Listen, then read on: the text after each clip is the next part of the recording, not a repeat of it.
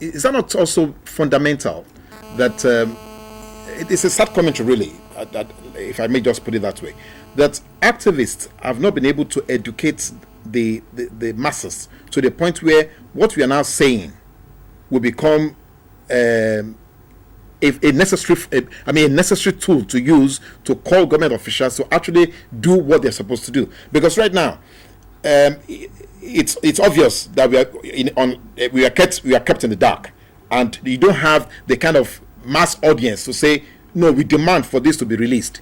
That is why the man can get away with that kind of a claim. So why has it been so difficult for activists to let the basic education, political education, be so perpetrated that the masses themselves we stand up to say, no, we demand for that information to be placed in the public domain? Thank you very much.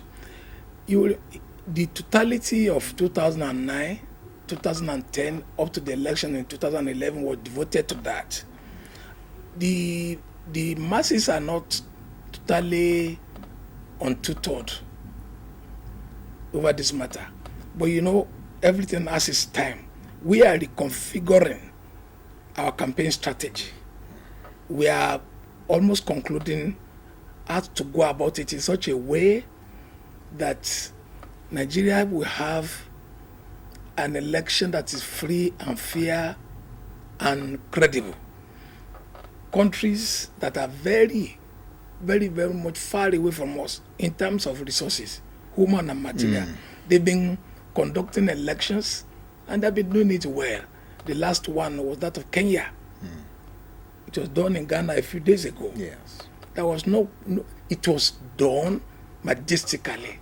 Nobody needed to rub shoulders. In fact, that their new electoral law and constitution in Kenya provided that the Supreme Court of Kenya would deal with the matter, and they did so within 14 days and concluded. They needed not give reasons why sufficient enough that it's in consequence of the following and the following. They have arrived at the conclusion that the son of the first Prime Minister, Kenyatta, won the election. That is lacking here. So in our approach to 2015 election, the following are so consequential to us. One, Justice Way's electoral panel report.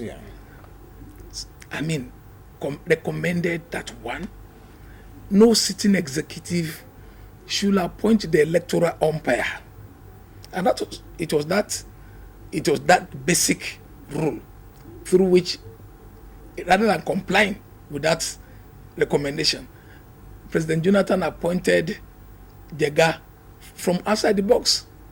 That is to show that the sitting executive is appointing a sitting executive that is going to contest an election. Then he's appointing also the umpire.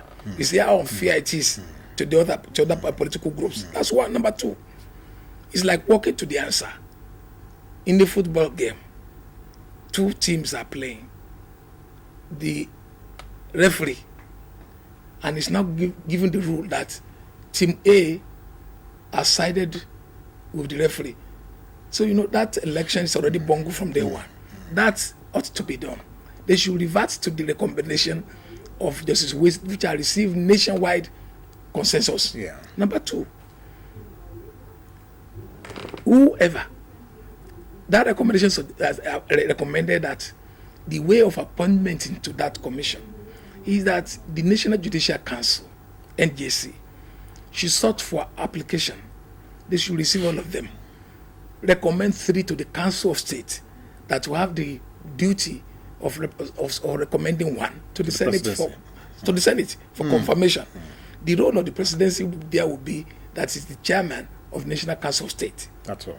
So it will make that body a truly independent body.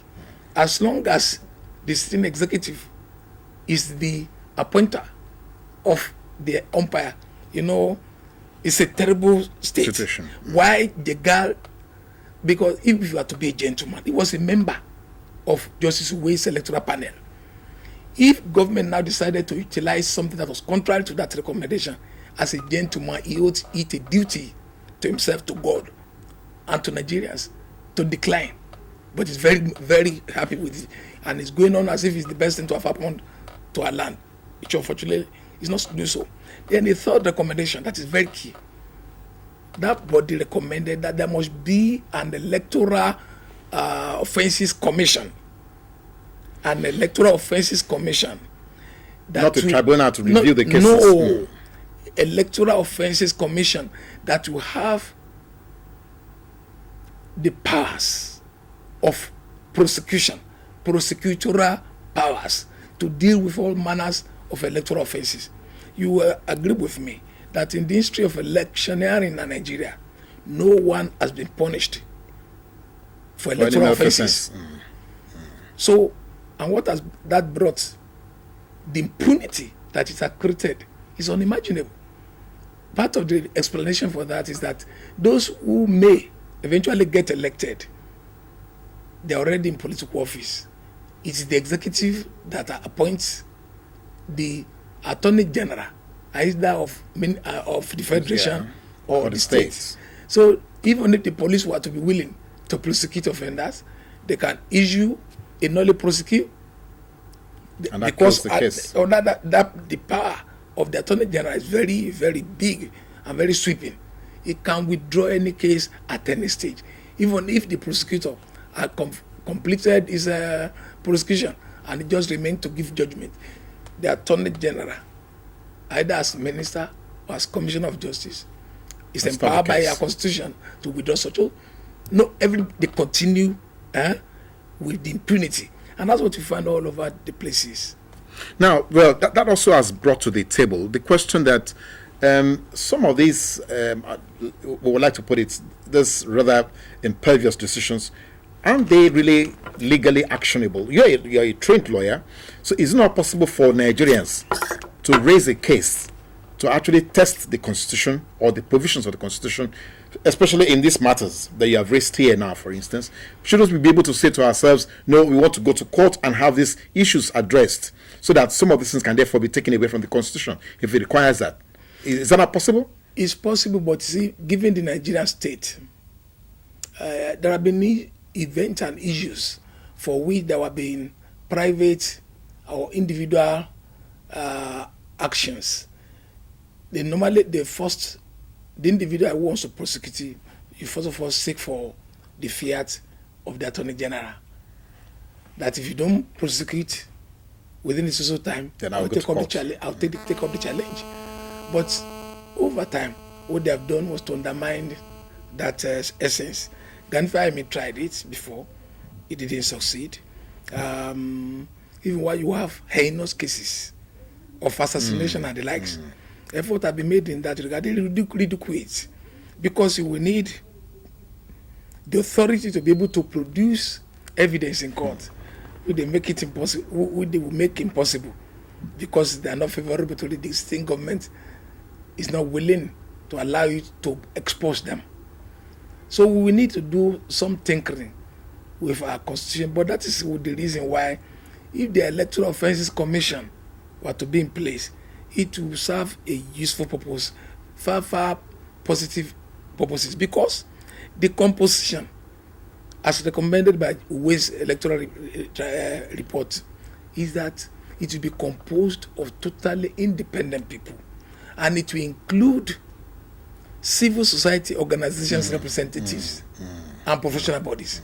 So it cannot be just government appointees. So that will have a chance to produce the desired result. Well, but that desired result will only be to a limited sense, since after all, the commission will be dealing essentially with electoral matters. It will not be able to have like an overarching influence over what other provisions you have in the Constitution if they're not electoral matters. No, okay, but that's what you want now. If it's an election matter, to guarantee and to ensure that every vote counts. All elements that will make that impossible as it has already been, ought to be able to be prosecuted for the first time. If you punish impunity, you will, it will send a totally different messages to different kind of people. Okay, now that actually brings us to the question of what the adventures would be like for 2015. You are an experienced political gladiator, if I may say that, having been, in the process, trying to help us, starting from Nadeko days, to see that the Nigerian project, follows the right or the proper route. Now, coming to 2015, what can you look at? I mean, from your crystal ball, from your experience here, I mean, and having also witnessed so much what happened in 2011, what do you think will be happening in 2015? What are your fears, if there are any? And do you see any silver lining somewhere in the dark clouds? I'm sorry to say this. As far as the current composition of INEC is, I have my doubt that you can conduct a free and fair election. And I say this for a sense of responsibility. If you read some of these newspapers yesterday again, Sunday newspapers, because last weekend I talked about the current composition of INEC, principally, yes. Principally, that is so lopsided, so skewed, and instead of being honest with themselves, they are propagating their falsehood with the same level of impunity. Impunity. For example, the public affairs officer who was speaking from Abuja said, Professor Jega met the situation so, and they have been appointed 2010. This is 2013 now. That's about 4 years. Even if you were to meet a skewed composition there, it meant for 4 years it was so happy retaining them to do whatever. And I can tell you, the guy himself has presided over the finance and administration, logistics, and IT. What kind of a chairman is that? And his assistant in many of these principal committees are people from his own area. I expected him to behave better. And honestly, I'm happy. I thank God for my position always. That I'm not the type that is willing to follow the multitude, to shout hallelujah chorus over anything done by government. I remember that when the guy was appointed, so many big so-called people with tigers, Nigerians, it was the best thing to have happened to Nigeria. He had been chairman of ASU. I remember that I was a lone ranger, but I've always been happy with myself. I've been born out. That a man who was president of ASU, Professor Morris, who was his deputy, when he became an electoral commissioner, the guy had been a resource person to him, consultant. So there's very little to take out. And I'm afraid to say this. It's a pity that I have to say it. Even Iwu, as terrible as he was, didn't compose, he didn't leave a structure that was totally undefendable, totally lopsided as what the guy had been doing. And the guy is equally, he had requested for greater powers for him to be able to appoint state electoral commissioners. What that meant, the man wanted to be able to give decree that could not be challenged. I thought that commission, the current structure, must not be allowed to remain. That had to be taken care of as quickly as possible. So if they leave it to the guy who is now almost finalizing restructuring, he has empowered Pete Mawick or something to do a reconstruction for him. I thought it's all total sense of wrongly headed system. He had presented himself far opposite to what we expected of him. The third thing that is that I said from the beginning, the current voters register does not present itself as a reality. The bogus numbers are not defendable. I'm saying that it's because what they done with population census in Nigeria and everything, We have spent fortune. And yet we don't have the right figures. I've been told by a man, a Nigerian, who is in the position to tell us know that the what they call the national ID thing had been used by most ministers of internal affairs to steal money.